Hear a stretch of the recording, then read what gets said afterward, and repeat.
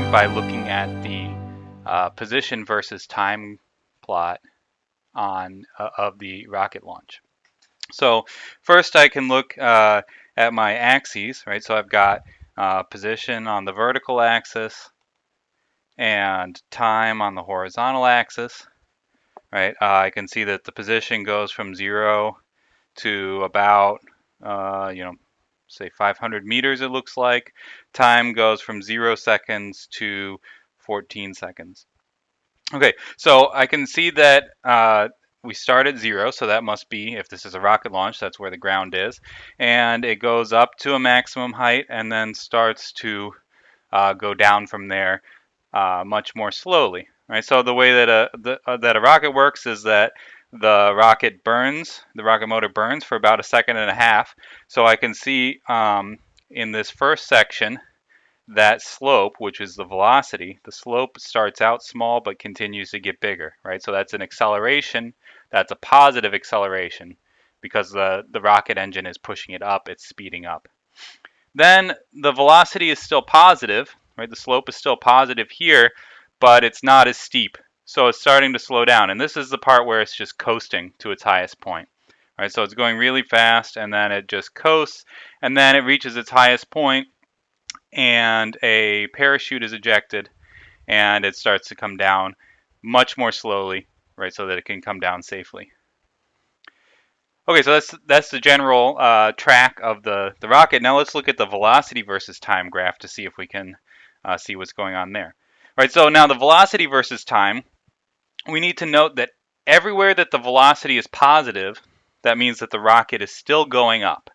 Right, so it starts out with a velocity near 0, right, launches, and then the velocity gets bigger and bigger. So the slope here, the slope of the velocity versus time graph, slope is going to be acceleration. Now, where does the rocket reach its highest point?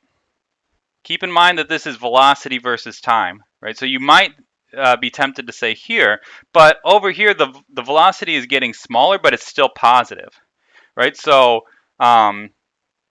positive velocity means the rocket is going up.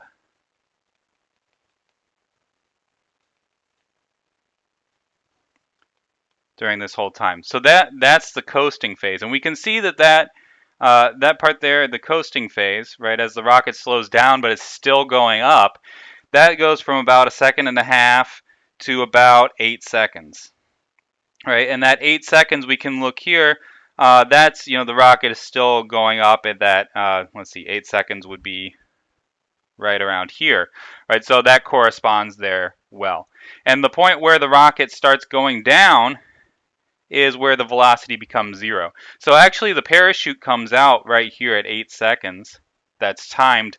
But even when the parachute first comes out, the nose cone has to shoot off, the parachute has to expand. So it actually takes a second for that to stop going up, but it slows down really quick, right? So here the slope is negative. Oops. The slope is negative. So that means a negative acceleration, which means in this case it's slowing down because the velocity is positive, the acceleration is negative, so we have slowing down. We also have a negative acceleration throughout this region, and that's because it's slowing down just because it's coasting under gravity and a little bit of drag, but the drag from the parachute slows it down a lot.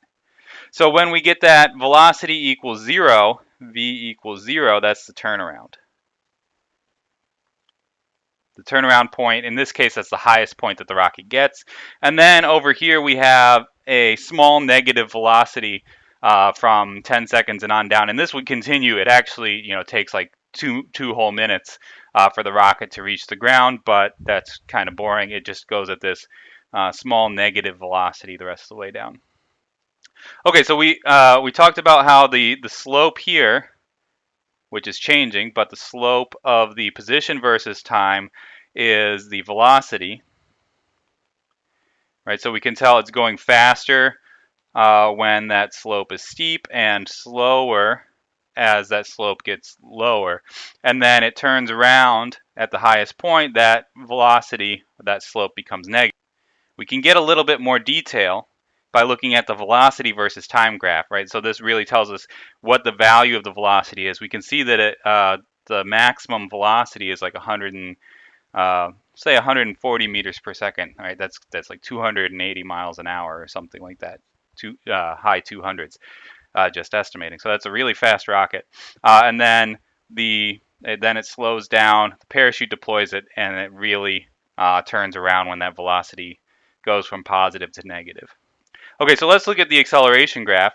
Now this one, it becomes a mess out here, and that's because the accelerometer is hung from the nose cone. So when the nose cone gets shot off and the parachute comes out, this mess, that's just the accelerometer waving around in the breeze. So that's not something that can tell us anything about how the rocket's actually moving.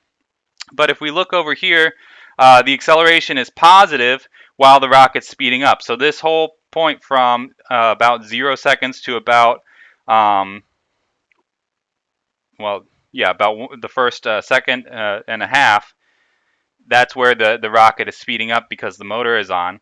And then it becomes negative. Now, when the acceleration becomes negative, it's going to slow down, but it hasn't turned around yet, right? So if we look at this point at about 2 seconds, it starts, 1 to 2 seconds, wherever the acceleration becomes negative, it starts slowing down. But it doesn't turn around if we go back to the velocity versus time graph. It doesn't reach its highest point until 8 or 9 seconds. Right, so you can't really tell that from the acceleration graph.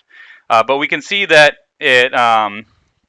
this acceleration is negative, and that's mostly due to gravity, especially at this point, as we can see that this is about, and we haven't talked about this yet, but